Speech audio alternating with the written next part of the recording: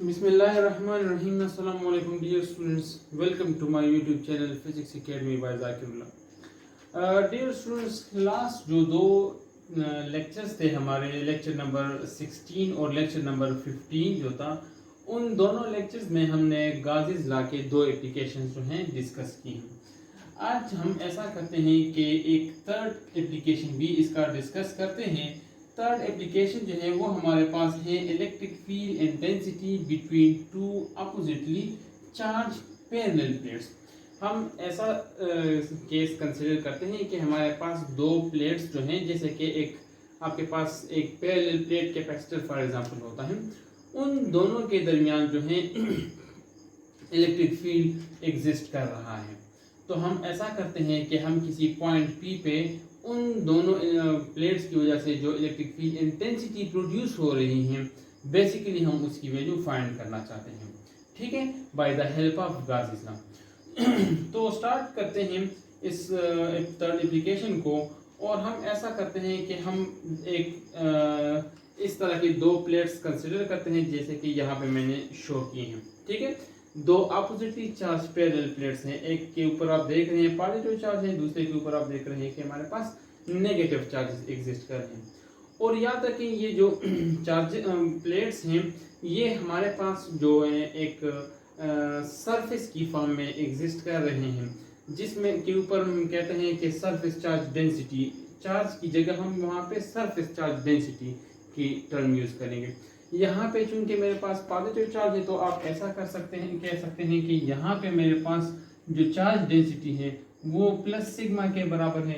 यहाँ पे मेरे पास नेगेटिव चार्जेस हैं, तो आप यहाँ ये कह सकते हैं कि यहाँ पे मेरे पास जो चार्ज डेंसिटी होगी वो माइनस सिग्मा के बराबर होगी, ठीक है। तीसरी बात, ये जो प्लेट्स हैं पैरेलल प्लेट्स, इनको हम इनफाइनाइट शीट की तरह कंसिडर करते हैं। इनफाइनाइट शीट क्यों कंसिडर कर रहा हूँ? इसलिए कंसिडर कर रहा हूँ कि मैं चाहता हूँ कि दोनों प्लेट के दरमियान जो इलेक्ट्रिक फील्ड है वो मेरे पास इस तरह यूनिफॉर्म बन रहा हो, यानी उसके जैसे साइडों पे हमने पढ़ा था कि फ्रेंजेस बन जाते हैं, वो फ्रेंजेस वाला जो फिनोमेना है हम कहते हैं कि यहाँ पे प्रोड्यूस ना हो रहा हो। उसके लिए हम ऐसा करते हैं कि दोनों प्लेट्स को इनफाइनाइट लेंथ में कंसिडर कर लेते हैं, ठीक है। सो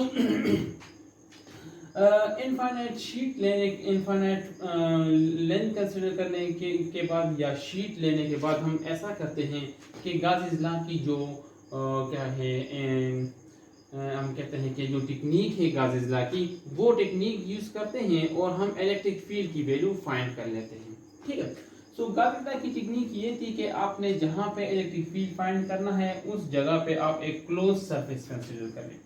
यहाँ पे मेरे पास ऐसा है सिचुएशन कि मैं एक क्लोज बॉक्स को कंसिडर करूंगा, ठीक है। यहाँ पे ये आपको रेक्टेंगल जो नजर आ रहा है, बेसिकली ये एक बॉक्स टाइप का है, जो कि इस प्लेट के अंदर से स्टार्ट करके बाहर तक मैंने इस तरह से ड्रा किया हुआ है, ठीक है।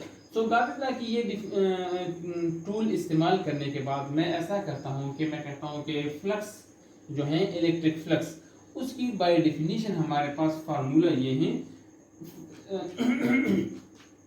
Phi is equal to E dot A के बराबर इसका हमारे पास फार्मूला है फ्लक्स का।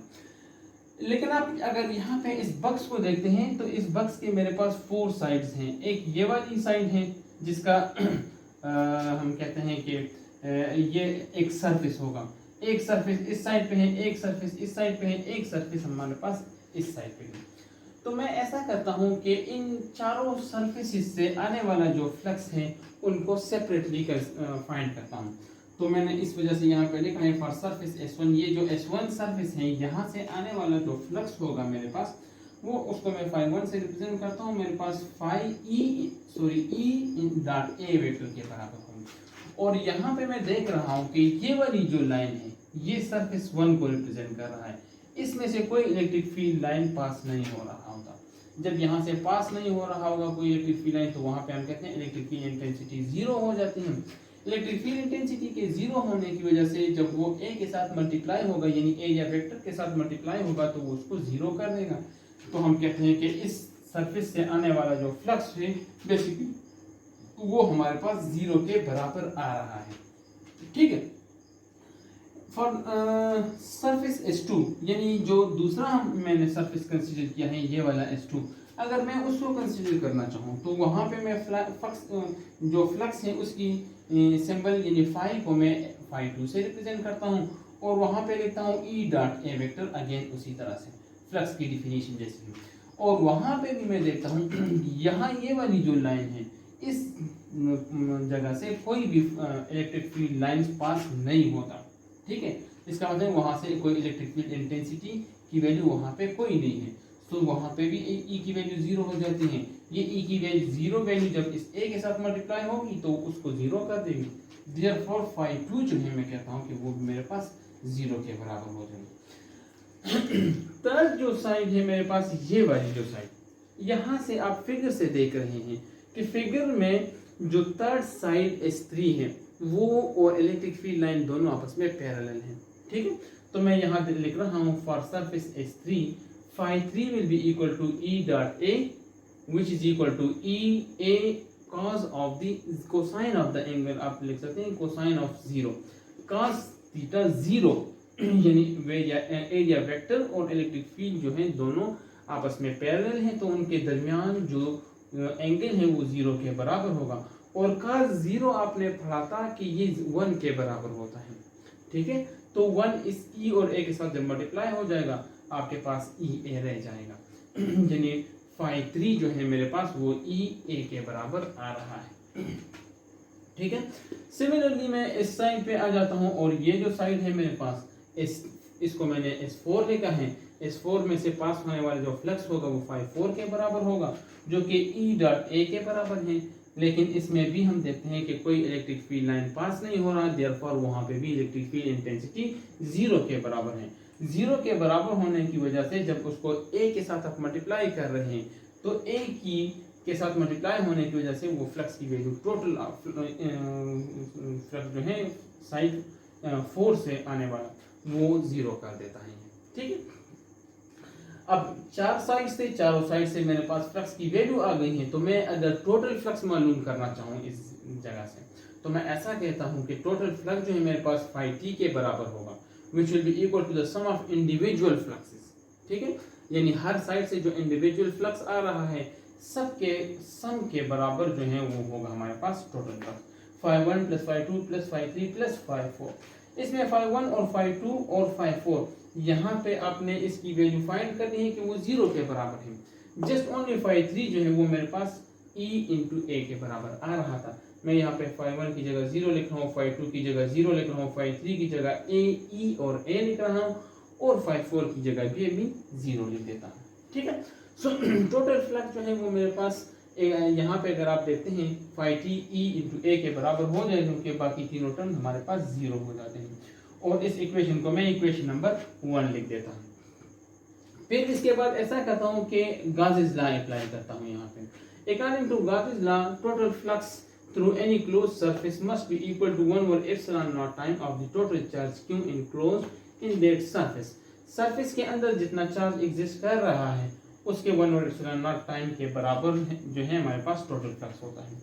और मैंने आपको ये बताया था पिछले लास्ट लेक्चर में, अगर हमारे पास इनफाइनाइट शीट ऑफ चार्ज हो तो चार्ज के बहुत ज़्यादा अमाउंट होने की वजह से हम वहाँ पे चार्ज की जगह चार्ज की जो डेंसिटी होती है, चार्ज की डेंसिटी उसको हम यूज़ करते हैं।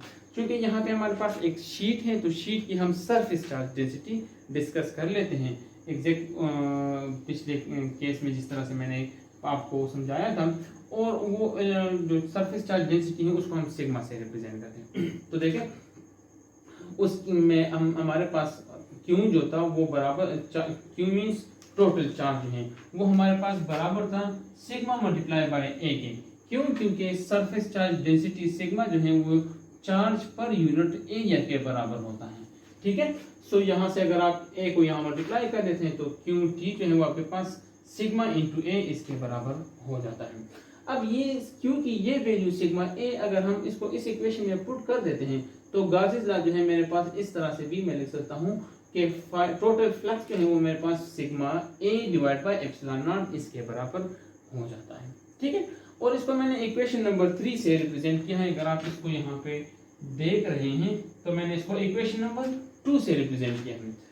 और मैं देखता हूं कि यहाँ पे इक्वेशन नंबर 1 में फाई टी जो है इसके बराबर है, इक्वेशन 2 में मेरे पास फाई टी इसके बराबर है। देयरफॉर मैंने इन दोनों की वैल्यूज को कंपेयर किया है। Compare equation 1 and equation 2, we get E A is equal to यहाँ पे देखें दूसरी जो वैल्यू है sigma A divide by epsilon naught, sigma A divide by epsilon naught, इसको मैं लिख रहा हूँ।